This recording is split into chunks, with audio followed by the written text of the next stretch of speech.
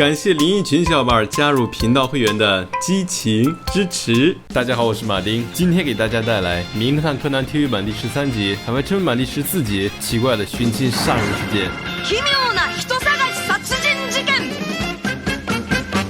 这是一个追踪眼镜，有效追踪范围为半径2公里的圆形区域，使用方法也很简单，按下眼镜上的按钮，再把发射器贴到对方身上即可。发明它的人是一个天才科学家阿笠博士，拿着博士最新发明的眼镜回到毛利事务所。柯南遇到了一个自称广田雅美的女生，希望委托毛利帮他找他的父亲广田健三，随后提供了一张照片，照片上这个抱着黑猫的中年男子就是他的父亲。除了照片上的这只黑猫外，他还养了另外3只黑猫，分别叫快、地、豪、王，原本在东京出租车公司上班，但是现在已经离奇失踪1个月了，看来只是简单的找人工作。柯南相信凭借着毛利出色的调查外遇的经验，这种小事还不是手到擒来，柯南也没放在心上，于是准备测试追踪眼镜的性能。阴差阳错间把发射器粘到了雅美的手表上。由于雅美的父亲是一个沉默寡言的人，平时也不太和同事提起自己的事情，所以毛利费尽心思的找了1个星期，还是没能找到他的下落。担心父亲的雅美也天天打电话来询问结果，因为他年幼丧母，从小与父亲相依为命，如果父亲出了什么意外的话，他就成了无依无靠的孤女了。这时电视里正在直播赛马比赛，一匹名叫豪快帝王的骏马已经15连胜了。豪快帝王，好巧不巧，广田健三的4只猫咪也叫豪快帝王。小兰认为世界上没有这么巧合的事情，应该是广田健三很喜欢赌马，所以才会把自己的猫以马的名字来命名。去赛马场的话应该可以找到他。说走就走，来到赛马场，看到茫茫人海，柯南和毛利不约而同的觉得小兰太天真了，然而下一秒就被打脸。广田健三就在旁边看比赛，由于对方是失踪人口，贸然上前打招呼的话会打草惊蛇，所以毛利他们就尾随其后，找到他的落脚点。时隔1个月，父女再次相见，盛装打扮的雅美激动的一下子扑到父亲的怀里。与高兴的雅美相反，广田健三则是一脸震惊。第二天，毛利一行从房东婆婆那里得到一个惊人的消息，昨天晚上广田健三遇害了，女儿雅美下落不明，凶手掐死广田健三之后，再将他吊到天花板上面。从被害人脖子上留下的手印来看，木木警官推测凶手是一个高大威猛的男子。除此之外，警方还在现场附近找到了雅美的眼镜，按照凶手的残暴程度，雅美恐怕是凶多吉少了。因此当务之急是找到雅美的下落。柯南突然想到那天自己阴差阳错的把发射器粘到了雅美的手表上，打开追踪眼镜，发现目标正在移动，那就说明雅美可能还活着。柯南跟着追踪眼镜一路穿街走巷，最后来到一家电玩店门前。与此同时，追踪眼镜快没电了，必须要在没电之前找到雅美。在店里面疯狂寻找雅美的时候，不小心撞上了一个身穿绿衣的魁梧男，男子毫不客气的把柯南丢出店外，而追踪眼镜也彻底没电了。一波未平一波又起，回到侦探事务所，小兰发现楼下有一顶戴着墨镜的男子一直往他们这边看，行迹非常可疑。于是身手敏捷的小兰直接从2楼翻窗跃下，把准备逃跑的男子抓住。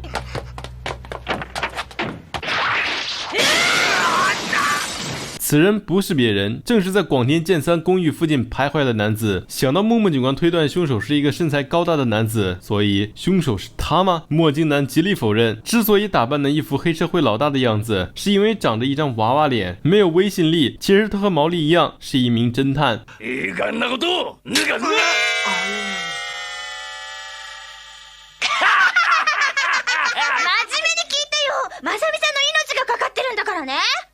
有人委托他帮忙寻找唯一的亲人广田健三，这就奇怪了。2位委托人都说广田健三是自己唯一的亲人，看来事实并非如此。不仅如此，墨镜男从广田健三的同事那儿了解到，广田健三每天只要一到傍晚就停止载客，然后在同一条路线上来回飙车。莫非是人到中年，一事无成，压力太大？那委托墨镜男的男子是谁呢？没错，就是他在电玩店把柯南丢出来的魁梧男，他叫广田明，今年28岁，身高超过190公分。因为墨镜男跟他说了广田健三的住处之后，广田健三就遇害了，所以极有可能是他杀了广田健三，然后把雅美带走了。如果魁梧男真的是凶手的话，雅美可能已经遇害了，因为雅美的手表戴在他手上。谨慎的魁梧男也一直都是单方面联系墨镜男，所以他也联系不上对方。柯南只好催促阿笠博士赶快给追踪眼镜充上电。看着十分着急的柯南，阿笠博士劝他冷静点，不要慌张，要知道欲速则不达。发生在不久前的11日元运钞车强盗事件就是最好的例例子，一个保全人员因为没有做好防备，就企图上前制服3个抢匪，没想到被抢匪反杀。阿笠博士希望柯南可以和他的偶像福尔摩斯一样，遇事冷静沉着，谨慎处理。之后等柯南带着毛利他们赶到目的地时，魁梧男已经中毒身亡了，他的手上正戴着雅美的手表，旁边有3个空的铝合金箱子。与此同时，警方查到广田健三是个单身狗，土生土长的东京本地人，寻找同一个人物，而委托的背景却完全不一样，每天都在同一个路线疾驰。看来把没有血缘关系的3人召集到一起的关键就是地上的3个空箱子。小伙伴们，你们知道凶手的作案手法了吗？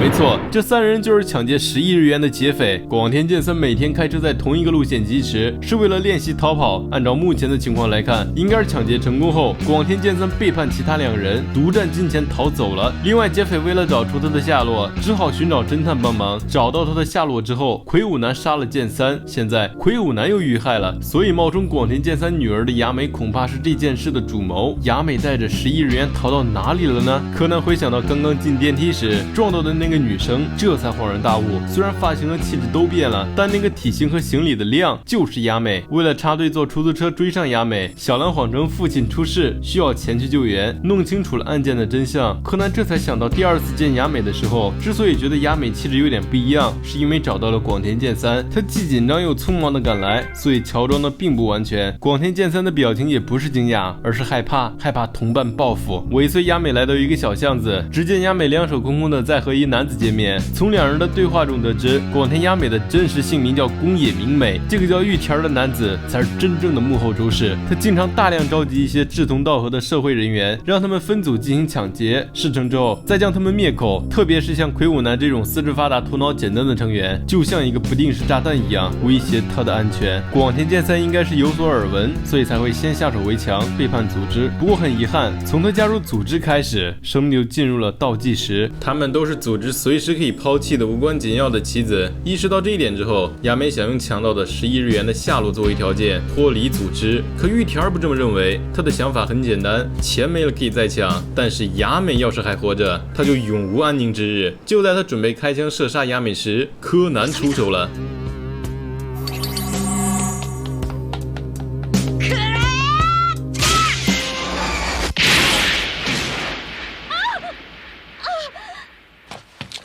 制服嫌疑人后，柯南问出了他最迫切的问题：雅美的手表为何会在魁梧男手上？莫非魁梧男才是手表真正的主人？或许是对柯南的感激之情，雅美卸下了所有伪装，向柯南袒露了实情。原来魁梧男在杀广田健三时用力过大，把自己的手表崩坏了，所以他就把自己的手表送给了魁梧男。至于那10亿日元，也正如柯南所料，被雅美寄放在了饭店前台。以上就是名侦探柯南奇怪的寻亲杀人事件的全部内容了。希望喜欢马丁讲故事的朋友可以点个关注支持一下哦。